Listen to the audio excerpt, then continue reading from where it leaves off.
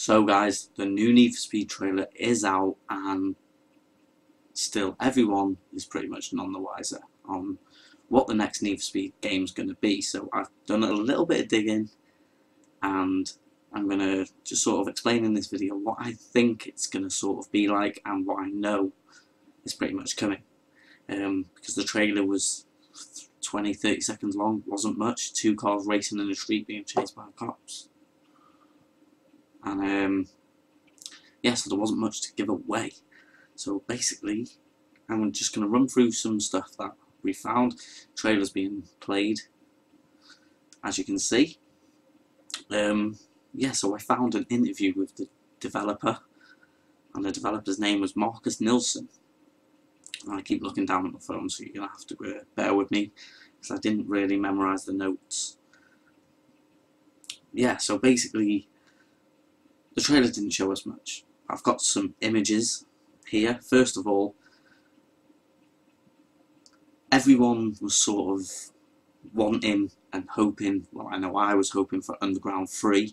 A lot of people most wanted, even Pro Street, stuff like that. People wanted a game that was already a sort of a sub-series, but we're not getting that. It's a new reboot, basically. They're starting again.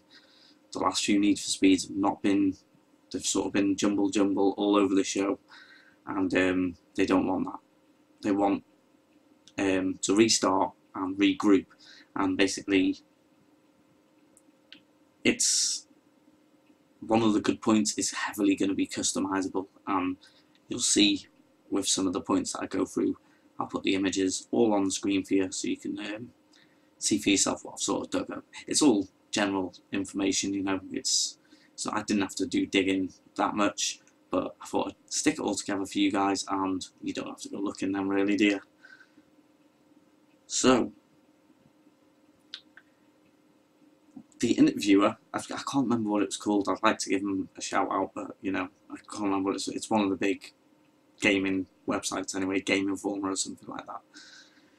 You say you're going after a more authentic car culture. How will that manifest itself in the game in terms of cars and features? We want people to care about the cars, and that's where customization is coming from. How do you get people to care about something in a car, in a video game? You give them the tools to perfect it and build it, to build what you want it to be. We want you to care about what you are driving around. Customization, straight away there. He was then asked, in terms of handling, Need for Speed has always been pretty arcadey. Will you continue with that for this game?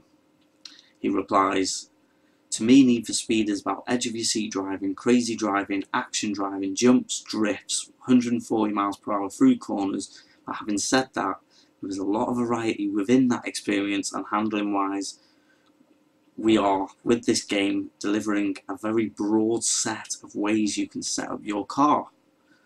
The customization of your car is important. What it looks like and how you want it to handle.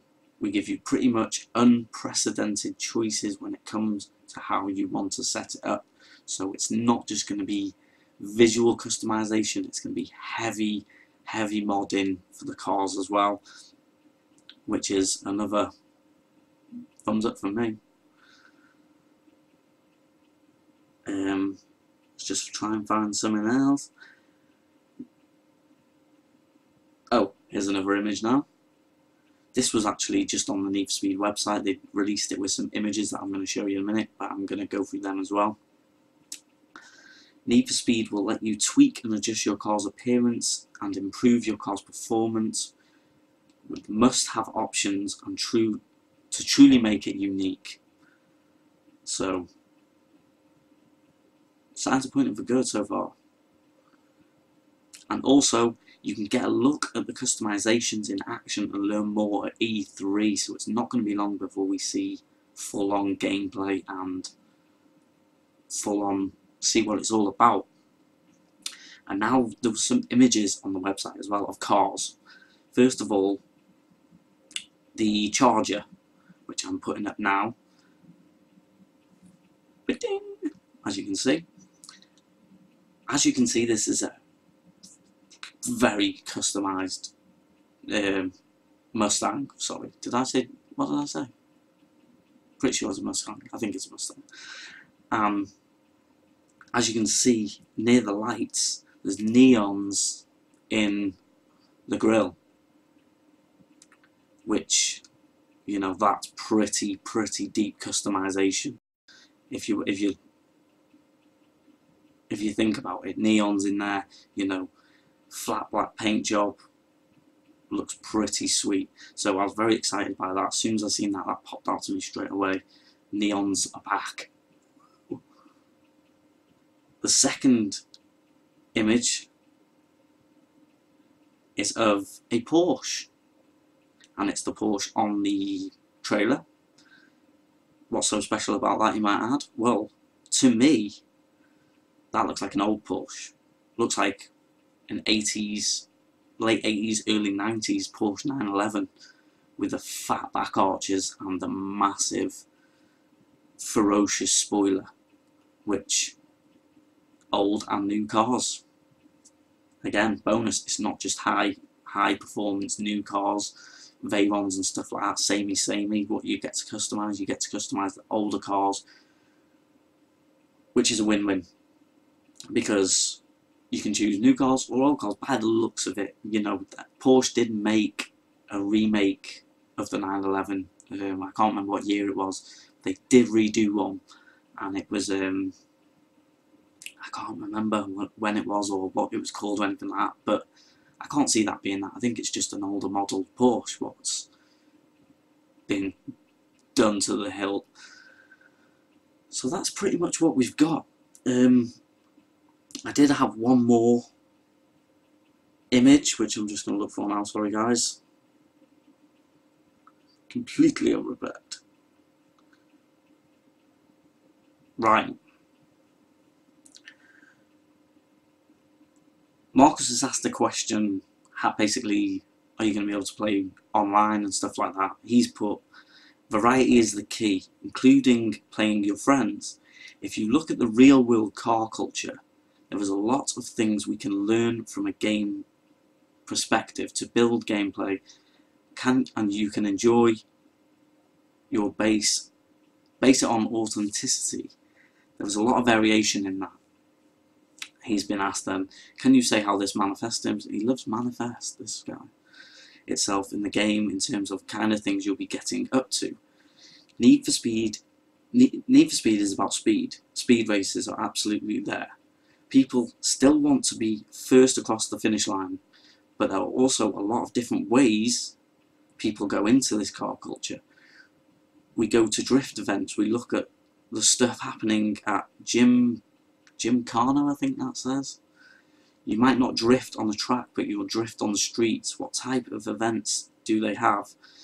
We're trying to dial into how these people enjoy their cars in real life and try to make something interesting from a gameplay's perspective. This moves me on to my wish list.